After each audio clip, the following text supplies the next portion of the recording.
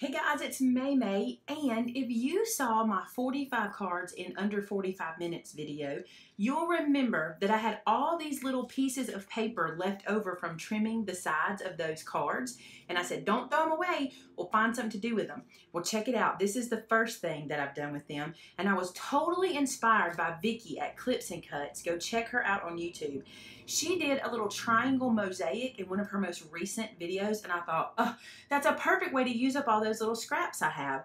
So I'm going to show you how to do a card like this, and then I'm going to show you a second card using those scraps as well. So let's get started. So for our first card, I'm going to cut a piece of paper that's 4 inches by 5 1/4. And this is going to be what we do our mosaic on. This will be like the base that we use. So we need that to get started. And then I'm going to use all of these little strips. Maybe not all of them. On the first card I showed you, I used the solid side of the pattern. On this card, we're going to use the pattern side. And watch how easy this is to do. So the first thing I'm going to do is take some art glitter glue and just make a little stripe here in the top. And then using the pattern side of the paper, I'm just going to place it on an angle just like that to get us started, okay? Doesn't matter, just put it down there. Then for the second one, we're going to do something very similar. We're going to add the art glitter glue just like this. And then we'll pick a different pattern and let it come out from the side like we're running a straight line, but we're just kind of matching those up. And I'm not stressing that they're absolutely perfectly matched and all that. We're just going to do it like this. Now, I'm going to come back and put a piece here, but for now, we're just going to continue on this angle. So one thing I want to do is I don't want my lines to match up. So I'm going to come out here and add some glue this time. And using another piece of the pattern paper, I'm going to let this joining line start a little further back from that one. This will make more sense as we get going. I just don't want them to be right on each other. So then that's the same paper, and I'm going to try to mix up my patterns and make it look very shabby, like shabby chic. So let's see. Here's a piece with some flowers, and I'm just kind of eyeballing the difference between each. You're basically like tiling, so we're just kind of leaving a grout line between them. Let me use one that's a little darker. So I'm going to come down here, put a little glue in. I'm not going to line those gaps up. I'm going to pass that gap like you were bricklaying. Then I'm going to lay this piece in, and I'm going to keep going just like this all the way down. And I like the pattern side. I think that looks really cool. I have one that has little polka dots. I want to use it here. No, I want to use it longer. See, I want more of that to show. So I'm just going to run a strip here. So all you're doing is lining these up and leaving the same distance between them in your little grout lines. And then we're going to add another one here. So let's see, let's go like this. The cool thing is this, as you get going, if you run out of strips, you can come out and cut these away and you'll be able to use those as well. Now you could do this using circles, you could do this with squares, you could do this with any scraps. You could just go into your scrap drawer, pull out some scraps and start sticking them down on the paper and make cool designer paper right from your scraps. I want to show you this too. I'm not necessarily following the pattern. I'm kind of jumping around and putting things where I want them, and then I can go back and fill in. So you don't have to stick with that pattern every time. Just make sure you're keeping your distances apart and you're not lining up the edges of the paper. Now, as you can see, I've got a little spot here and just a little spot there, and you can just pick any paper to fill that in, and you're almost done. Now for the most fun and most satisfying part, we're going to flip this over. You'll see our card base there. And now I'm just going to come and give it a little haircut. I'm just going to trim these edges off with the card, even with the edge of our card base.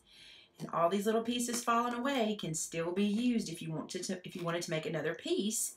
You could use those pieces as well. You might not could get a full, card base like this 4 inch by 5 1/4 piece. But you could probably use it for all kinds of things. Now look how cool that paper is. I love how that turned out. Now we just need a card base. For this card, I'm going to use some craft colored card for the base. And I'm just using, this is just an A2 card, just a standard A2 size. And I'm just gluing it straight down to the card base. I love how that looks. It's so pretty. You don't need hardly anything else, but I do want to put a sentiment. And earlier, I made this sentiment using a couple of my stamp sets. It's the stamp set called Stitch Shapes and also the one that is called Chin Up, where this little sentiment comes from. And you can find those in my store. I'll have a link for those in the bottom there, so you can go check those out if you're interested in those stamp sets. And I'm going to put a little foam tape on the back of this guy and pop it up on the front of the card. So just a couple pieces of foam tape. Oh, I'm hanging over a little bit right there. There we go. And I put the other one in the top middle. I think I'm going to put this one down here at the bottom to show off more of that pretty handmade designer paper. So check that out. Isn't that neat how that works? I love how that looks. Now I have a few more strips left that I want to show you another card. Now you can see here I have some of these strips I've cut down to be candle size for the front of my card. And this piece I cut down to 3 3/4 by 5 1/4 for the front of a card base.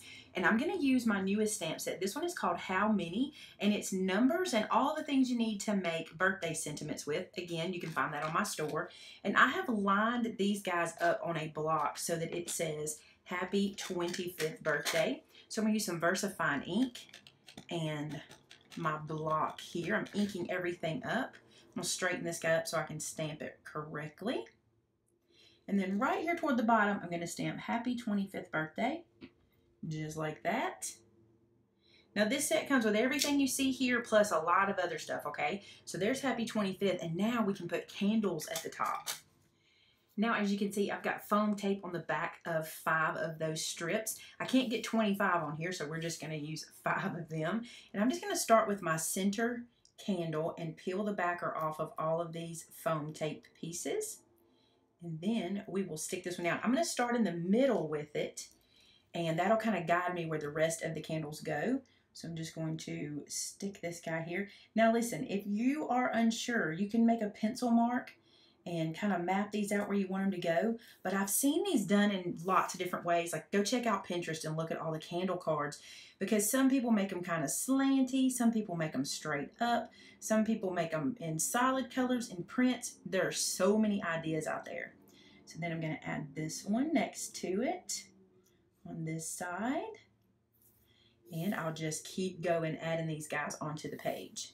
So now all we need to do is make a flame, and what I've got here is a piece of yellow cardstock, and I'm just going to kind of freehand a little teardrop shape, and I'm going to do it 5 times, and they don't have to be perfect because no flame is ever perfect, right? So I'm just going to make those little teardrop shapes for the top. Now I'm going to take a fine line black pen, and I'm just going to draw a little black line coming out of the top of these candles so that the flame will sit on those. And I'm going to glue these candles straight down, the flames straight down onto the page. Use my little pick-me-up tool for some help here.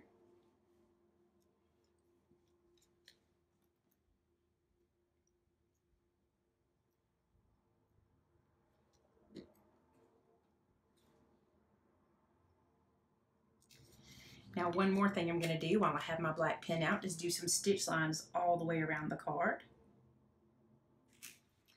Then a little wink of Stella. I think it just calls for some on those flames. So I'm just going to color a little bit of this glitter wink of Stella pen on top of the flames. This is actually the brush, not the pen. Make sure I tell you that right. Now this is ready to go onto a card base. And I did this card base the same color as the flames. I thought that'd be cool to kind of pull that color out and make it pop. So there you go. Quick and easy ways to use your scraps in, you know, different ways. There's that one. This is the first one that I did that says hang in there, and then there's the one we did today. So we didn't waste any of those little strips of paper. I super love it. I hope you guys enjoy this project, and I want to see what you do with your mosaic cards. Share them with us over on our Facebook group, which is called Maymay Made It, and so did I. I would love to see what you guys are making. Thanks so much for watching, guys. Talk to you soon. Bye-bye.